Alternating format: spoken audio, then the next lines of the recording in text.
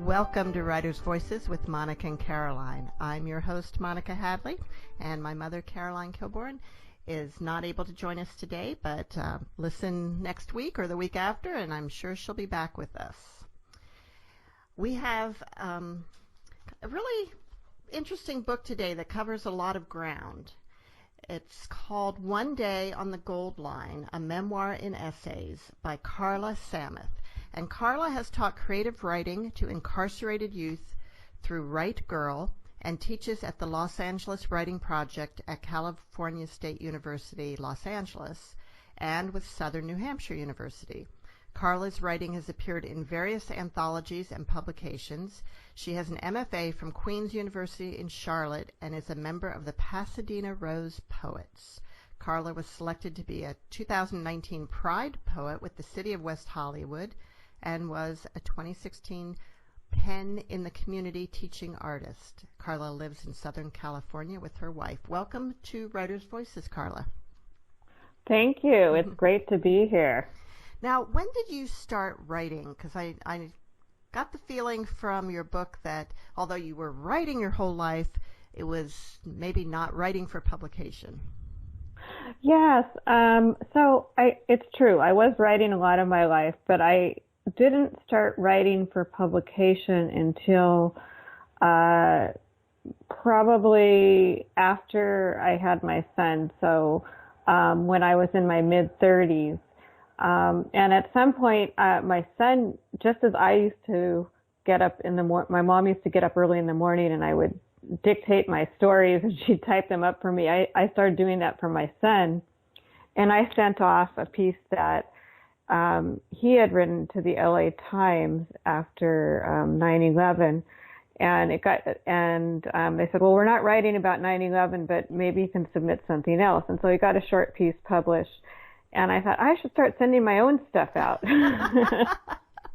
Yeah. So it kind of inspired me. So little by little, you start out small and think, well, I'm a working single mom.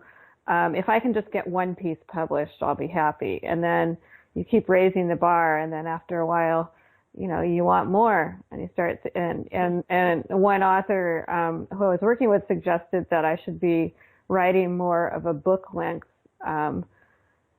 project versus single essays. And so that kind of planted the seed of writing a book-length memoir. But it took me, quite a while. I started publishing more and more, but I really didn't go intensely into finishing the book and working on the book until after my son left home, and I went off to get my MFA kind of a little bit later in life. What made you decide to do that? It's interesting because somewhere along the line I found those old PSAT things that said that I wanted to study creative writing. But when I went to college, I was very much, I remember I wrote a story when I was like 13 of my demise as a writer because I realized I couldn't write like fiction and fantasy when the world was such a brutal place. So I don't know what happened then, but but I was more about studying social change and political economy and that kind of thing by the time. So I wrote a lot, but it wasn't so much creative writing. So when I went to my undergraduate, I was doing more of that. And over time, I sort of came back to the creative writing. I really became interested in getting an MFA, but I didn't really see a path to it. I wanted it more than anything to be able to have it as a means to focus intensely on finishing this book. And I didn't really see myself being able to do that until my son got older. Well, I used to tease him and say, when you go off to college, I'll go with you and we'll live on the dorm and we'll go to parties together. And he just did not find that funny at all. Kind of terrifying. I was really just kidding, Well, I dropped out of college to have my son. And so I was a young mom, and there were times when I thought, oh, I'll go back and finish before he goes to college, or I'll go back and finish while he's in college, it just, life gets in the way, and there wasn't any career purpose for me to go to college because I had created the career that I wanted without it, and but still, here I am. with grandchildren. And maybe I'll finish college before my grandkids do. Oh, maybe. I've seen that done. I mean, my son didn't go off to college when I went off to get my MFA. He went off to a young man's recovery house. Our paths are just really different than what we expect them to be. And, he ended up starting a really successful career in costuming. He's at the beginning stage of it. But he still talks about going to school eventually to, for the sake of learning, And for me, I kept thinking about graduate school, but it was hard to imagine again with, I had started my own business as well. I was working in the nonprofit world, and then I had to improve my own economic mobility, and I ended up getting recruited out during the first tech phase and tech boom, and I was doing PR, which gave me a lot of flexibility to be able, I could work around the clock, but I could escape if my son was sick and be with him or go on a field trip. But I didn't see the path to going back to school. And like you, I was kind of trying to figure out what it is I want to do. But, as the years went on, it was more and more I really want to get my MFA, and not so much because I thought it would impact me in terms of career-wise, but more so that I would have the support and focus and mentorship to finish my book. Well, that makes sense. And obviously it worked because you did. I did, yes. Now, did all of the essays in this book get published elsewhere previously? No, I mean, a number of them did, but not all of them. Many of them were published in a variety of literary magazines, and some of them were published in like Pasadena Weekly. But no, there's a good number that haven't been published yet still. The book covers from your teen years to, maybe 5 or 10 years ago? Something like that? Yeah, till about, you have to cut it off sometime. It's not an autobiography, not that famous to do that. So I guess I cut it off at about 55, 56, and I'm 60 now. And it's funny because when I'm doing readings and it references my age, and I feel like people are looking up going, "You're not 55. You're 60." Yeah. I doubt it. Yeah. So yeah. It's interesting though, because the times, I'm exactly the same age you are. Oh. Yeah. And so, the different times that you're writing through, I lived through, but at the same kind of stage in my life. But I was in the Midwest, which would be very different from being on the West Coast. So there's some things I can totally relate to, and some that not quite as much. Interesting. Yeah. Now, I wonder, a lot of people, when they write a memoir, do write about their childhoods, which you didn't really, although I get the feeling that there was quite a lot going on there. You drop hints about it here and there, but... No, there's not a ton. A big focus of the book is where I realized that I really want to have a child, and the difficult journey to having my son, and then kind of the challenges that came after the obsession or desire or myth that I believe that you could create safe sanctuary as family, and that it would be richer for my son to have it'd make his life so much richer to have a queer mom and be Black and Jewish and be part of a blended or a single parent family. And it actually made it so much more difficult. So it's kind of about the challenges, around race and identity and police violence, and later his struggle with addiction. I do make reference to my childhood. Right. And I do kind of Sammy Boy. Oh, go ahead. Yes. Which I love that. Tell us a little bit about that. Well, it's funny you say that because I recently read in Seattle, which is where I'm from, and my fourth grade classmates were there, a number of them, as well as the fourth grade teacher. And so that was 1968, right? I went back to try to figure out why was fourth grade so important. I know for me, it's when I remember being this strong, tough tomboy. And according to those classmates, adult classmates, they said I was like Arya from Game of Thrones, which I haven't watched, but I guess she's a bad, I don't know if I'm allowed to say that You're other not, word. I guess she's, okay. But she is. Yeah, a tough tomboy. And so that was really a pivotal time. There was a lot going on in the classroom.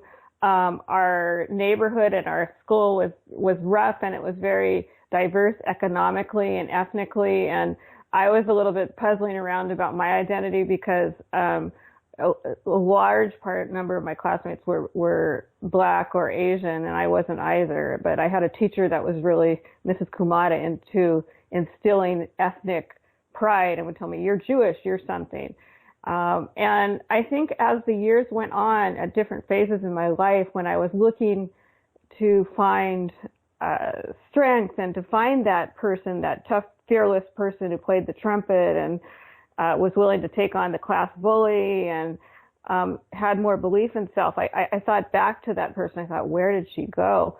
And at some point we moved out to Bellevue, which was a very waspy white suburb, and we looked very different from everyone there, and our family was really different. And so, I do talk a little bit about, like, I allude a little bit to childhood and how kind of what a big change that was and how different our family was from the families out in the suburbs. And I guess some of the desire that I had, this idea of family as a safe oasis, and the difficulty in creating that, particularly with the people I chose to have family with. And, I had a very loving family, but there was a lot of, sometimes there was happy chaos, sometimes there was just chaos. There was always a lot going on. There were certain qualities that my parents had of, loyalty and valuing the family, and that were really important to me. But I think I aspired to create this much calmer environment and was not entirely successful. I really wasn't successful at it. What I was successful at is ironically similar to what maybe my parents did, is a sense that my son knows that I'll always be there for him. And I think my stepdaughter as well. And God knows we're so flawed as parents. There's so many things that we aspire to do better than what our parents did, right? Or differently, or right. But there's a pretty strong genetic imprint, and even historically genetic imprint that affects the way we live and we parent. You're listening to Writers' Voices with Monica and Caroline, and our guest today is Carla Sameth, author of One Day on the Gold Line, a memoir in essays. You really kind of lay all the flaws out in this book. How do you have the courage to do that, and what kind of feedback have you gotten? Well, I think that it was really important to me to go there as far as my own flaws, because I think particularly when you're writing about other people in your life, it's first important, kind of like stand-up. You have to first poke fun at yourself. It's really important to have agency and to really be vulnerable. And I'm not sure exactly how I did it. They say to write as if no one is going to read what you're writing, and then edit as if everyone is. I have gotten feedback from people who said that, it really spoke to them because of the vulnerability, and that it did give them a sense of strength because of, some connection they felt to another flawed human being. I kind of wrote the book that I wanted to read, in the sense that I was looking for other families, that we did not look like a Norman Rockwell family, not my family of origin or the family I created. And I wanted to read more about people who are struggling with some of the same issues that I did. When I was trying to have my son, I had many miscarriages. I had a lot of invasive treatment. I went back and forth between thinking about doing it as a single mom and doing it with someone else. And, with each different piece, the blended and the unblended family and the multiracial family and, LGBT and all the things that we went through, as well as the struggle with addiction. There are more books that cover some of those themes, but I wasn't really finding enough And so I really felt a sense of connection when I read work by authors who went there, who did show themselves in all the ugliness and the flaws and the joy and, the despair. And I felt less alone when I read work like that. And I hope to do the same with my readers. And so, the book just came out in July, so it's still early, but I am hearing from people that, I'm always happy when I do a reading and people cry. Oh, That's well, my goal. talk about crying. Tell us a little bit about the title and where that came from.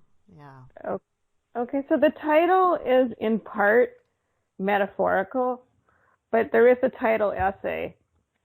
And the title essay deals with a really horrific incident that happened to me. It sounds so vague to say incident, an assault by a sheriff's deputy on the metro. I don't want to give the whole story away, but I was going along starting to write an essay about things that were happening to my black son as he got a little bit older, and my fears about him being harmed, by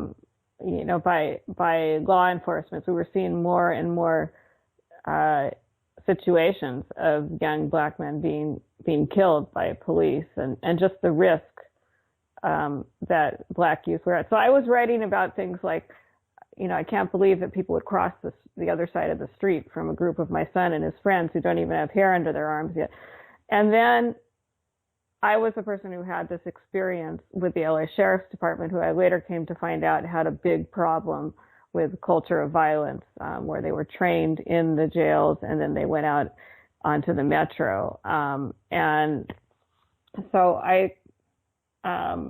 this happened to me, and it really, at the time, felt like a real bottom. It felt a long ways away from Sammy Boy. Well, it was appalling. And the actions that the behavior of these deputies was appalling and just almost unbelievable. I mean, I know that those things happen, but man, it's just, you really brought it home. Well, yeah, that was my intention. And, I learned a lot because I'd been on the other side. I used to work for the Seattle City Attorney's Office prosecuting domestic violence cases. I'd never been on the other side. And I learned when I went out with my family, went out and talked to civil rights attorneys, that this was a big problem with the LA Sheriff's Department. And it was my worst fear that I had for my son. And so it was a real eye-opener. And I think that sometime after this happened to me, there started to be a lot more news coverage about the LA County Sheriff's Department and the problems there. And people became more aware. But certainly when I published that essay, I had so many people come up to me. I mean, every walk of life, all different races and economic classes come up to me and say, hey, this happened to me, or this happened to a friend of mine, or I didn't know that this could happen to anybody. So that kind of gave me the sense of the impact that writing about something like that could have. Yeah, and also it's like, how do I say this? When these things happen, the Trayvon Martin, well, that wasn't police, but, the Ferguson and Sandra, can't remember her last name, down in Texas, and all these people, there's always, here in our little mostly white area in the Midwest, there is a tendency for people to think they must have done something wrong. They must have brought it on themselves in some way. But you, as a white middle-aged woman in LA, when you tell this story, it almost, people might have a tendency to listen more because they can identify with you as the victim. I think that's possible. I heard all sorts of things. I did have one person say to me that they had a neighbor, and this person was Jewish and white, and that they had a neighbor whose cousin had been I think, killed by the police, and that he always thought, well, maybe something else happened, and that this did open up his eyes. Now, in my case, you know, there was some hypothesis by my dentist or different people, like, oh, I look very Middle Eastern.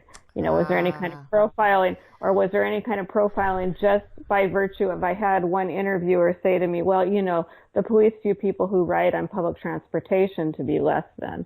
And, you know, so it's hard to say, but it definitely did bring home the idea that it was, in this case, really the LA Sheriff's Department, department gone amok, where, you know, violence and seeing people as other, who are incarcerated or perhaps who are riding public transportation was very much a part of their culture. So yeah, I mean, there was that response. You know, I wrote what you're talking about. Oh, maybe something else happened. I mean, I think there's always that suspicion, whatever ethnicity you are, that like, well, what really happened there? And there were people also that I think wondered about that. And, you know, I wrote a story a while back, a number of years back, about an incident that happened in South Pasadena, which is a wider area south of Pasadena. And there were a group of maybe 9 black kids total who went to the high school that my son had gone to before, and he came back and told me about something that had happened after he was no longer at the school, where apparently they discovered, all the black students discovered, oh, you know, we're all wearing purple today, and they decided to walk through the school together, and people went running into the principal's office saying, you know, there's a gang, you know, maybe they were chanting Black Power. And so I wrote a story about this called Walking Together While Black in South Pasadena Is That a Problem? And I had people writing things like, well, those kids were probably up to no good, you know, and then some people wrote, who were black, they wrote, you know, welcome to my world. Yeah. Well, I always have a tendency to believe the stories because of some run-ins I had with officials, related to my son when he was a teenager. And it's like, well, they lied. They just lied. And I knew that they lied because I was, you know, I was there. And so that always made me a little more skeptical than the average person, probably. Right. So, Carla, before we run out of time, I'd like to have you read a little bit from your memoir in essays. Absolutely. I'm going to read a story, one of the essays, Paperweight, that comes a little bit later in the book. In a story I once wrote about my own death, I imagined my son was a writer living in Brazil. He returned to the States to go through my stuff and sift helplessly through piles and scraps of paper, my hoarded, semi-legible writing from childhood through menopause. He threw up his arms. What could he do? He couldn't read most of it, wouldn't want to if he could. In my office, I kept a tall file cabinet. All 3 drawers are filled with journals and writings dated back to my primary school years. They are also scattered throughout my house. There are notebooks of all sizes and shapes, black composition books, a few of those annoyingly common moleskines, scraps of paper, a 3-ring binder or 2, museum-decorated journals, a treasure hunt for my cat who likes to chew paper. I have thought that someday I'll read these mounds of scrawled paper. I read an article written by several poets who devoted considerable time to contemplating what to do with their writing detritus. It described people burning or even shooting their journals while they were still alive to make that decision. One poet entrusted her son to dispose of her journals after her death, but was okay with him reading them first. Another said she decided to store them in an attic where I don't have to run into them, after her Facebook community decried her post announcing the volume's imminent destruction. I might have to destroy my past before I ever reread it. I can't seem to organize any of it. Random excursions into my filing cabinets have often sent me scurrying back to safety when I find that some of the same things cluttering my mind at age 13 still do so today. Debt, love, family, mortality, worrying. Or am I just bored with making the same mistakes and lamentations over and over again? Occasionally I find a gem worth saving, but more often than not, my search for that epiphany is fruitless. My mom kept doing crossword puzzles for a long while, even when she spent more time staring into space, but she still had more answers than I could ever get. A grammarian, a librarian, she'd corrected our speech all of our lives. Sometimes her children and caregivers try to help with the crosswords and can't read a thing she writes. Often she writes nothing, creates new words, or colors so hard she puts a hole through the paper. I'm not sure what my mom thinks, or if she does when she sits silently. I didn't grow up with silence. But sometimes I, too, could just sit staring into space, trying to understand it all. You spent years of your life trying not to get pregnant, and then boom, you spend years trying to be pregnant. And then in no time, when you've barely stopped nursing and just started sleeping through the night, it seems it's perimenopause and menopause time. You spent years trying to get away from your parents, and then you start liking them more. You always loved them. And then boom, they are changing or changed or dead. Or they think they think you are their sister or mom. You spent years longing for some time, just a little spare time for yourself away from your kids, a son and stepdaughter born 4 months apart. Then boom, they are ready to go, don't want you around, or some positive thing might happen like college or sports or a boyfriend or girlfriend or a job, or something horrible happens like unblended families or drugs, and you fear you'll lose them or their love or both forever. You go to the funeral and then sit Shiva for a temple friend's son.